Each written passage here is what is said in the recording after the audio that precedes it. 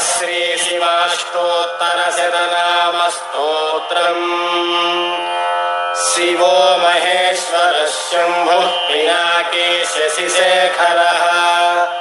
वामदेवो विरूपाक्षः कपर्दी नीललोहितः। शङ्करः शूलपाणिश्च खट्वाङ्गी विष्णुवल्लभः।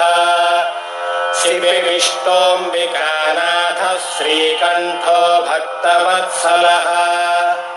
भवः शर्वस्त्रिलोकेशः शितिकण्ठः शिवाप्रियः।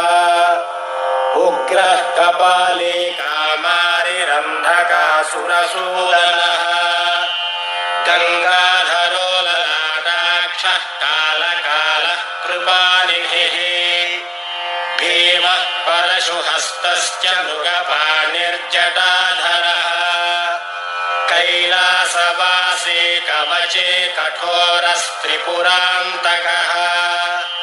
वृषाङ्को वृषभारूढो भस्मोद्धूलितविग्रहः। सामप्रियस्वरमयस्त्रयी मूर्तिरनीश्वरः। सर्वज्ञः परमात्मा च सोमसूर्याग्निलोचनः। हविर्यज्ञमयः सोमः पञ्चवक्त्रः सदाशिवः। विश्वेश्वरो वीरभद्रो गणनाथः प्रजापतिः। हिरण्यरेता दुर्धर्षो गिरीशो गिरिशो नखः। भुजङ्गभूषणो भर्गो गिरिधन्वा गिरिप्रियः।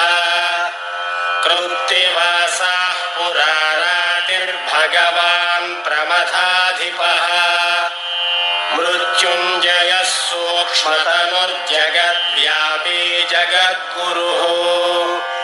व्योमकेशो महासेन जनकश्चारुविक्रमः।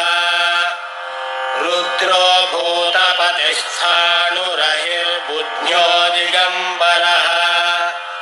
अष्टमूर्तिरनेकात्मा सात्विकः शुद्धविग्रहः। शाश्वतः खण्डपरशुरजः पाशविमोचकः। मृडः पशुपतिर्देवो महादेवो व्ययो हरिः। पूषदन्तभिदव्यग्रो दक्षाध्वरहरो हरः। भगनेत्रभिदव्यक्तः सहस्राक्षः सहस्रपात्। अपवर्गप्रदोऽनन्तस्तारकः परमेश्वरः।